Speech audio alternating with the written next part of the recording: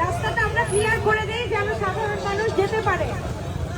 আসসালামু আলাইকুম চাচারা, দোয়া করবেন, ধানের শীষে ভোট দিবেন, আমি যেন সবসময় আপনাদের উপকারে আসতে পারি, প্রত্যেকটা মানুষের মুখে হাসি ফোটাতে পারি ইনশাআল্লাহ। আপনারা দোয়া করবেন। আসসালামু আলাইকুম, দোয়া করবেন।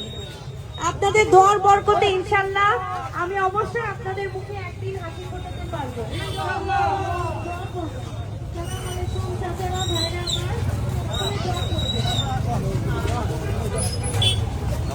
আচ্ছা